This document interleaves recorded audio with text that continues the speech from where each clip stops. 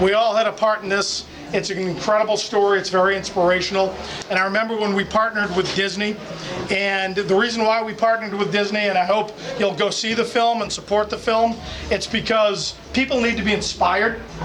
You know, everybody knows about the superheroes, Batman, Superman. Well, there are real superheroes in our everyday lives. Right. Teachers, doctors, lawyers, mentors, parents. George Regan. And I wanted this to be a film where you could take an 80-year-old and an 8-year-old, and everybody would leave that theater inspired to conquer the next wave in their own lives. And I think we've done that. So now we're sharing that story not only with New Englanders because we know it so well, or we know the seas, we understand the bounty that the sea brings and the debt that the sea collects, but also with people in 80 countries around the world. I've been getting emails from people in Egypt, Kuwait, Singapore, who say, I saw your movie last night. I'm so inspired in my own life. I've never seen the ocean, but I feel this connection with the characters. And I think to those men that I got to know very well, I said, guys, you did it. You did it. People are going to learn your story, and that's going to grow their own inspiration in their own lives. And I remember the hero that Chris Pine plays in the film. Now, when I first reached out to him to tell his story, he didn't want his story told. And that's tantamount to any hero that you ever talk to. They deflect all attention. And so I had to call him twice a week for 6 weeks. He was retired in Florida at the time. We talked about how shitty the Red Sox were doing at the time, how lousy the Boston weather was in February. And then eventually he just said, okay, I'm ready. I trust you, and I'm ready to tell my story.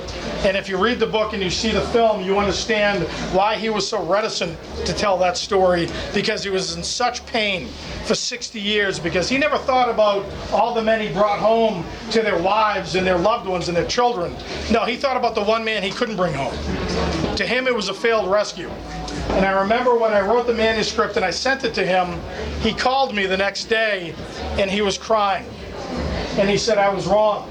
There is a story here. And I said, I know, Bernie, you're that story. And he loved the manuscript. He thought we did a great job in terms of really detailing every aspect of the rescue, but he had one word that he had a problem with in that manuscript, and I had to change it immediately. Well, if any of you see the film or read the book, you'll notice in the first scene, Bernie, the hero, meets his future wife, Miriam, in a phone booth in Wellfleet, Massachusetts. In the film, it's exactly how they met. And I was trying to describe this beautiful young woman back in 1952, this great, curvaceous young lady. And I think for the lack of better words, I used the word buxom.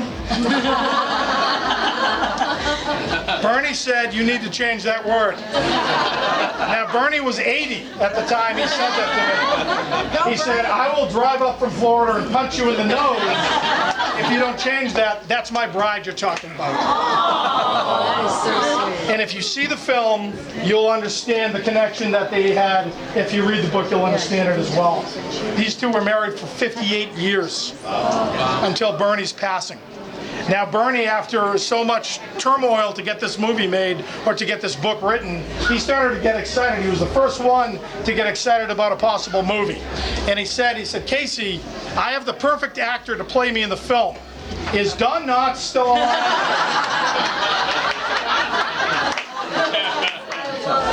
Well, from Don Knotts to Chris Pine and the incredible crew that worked on this film, many of whom are here tonight, I applaud you. This is a celebration, not for me, but for the heroes and for everybody that was moved by this story. So I thank you all for coming tonight. Thank you.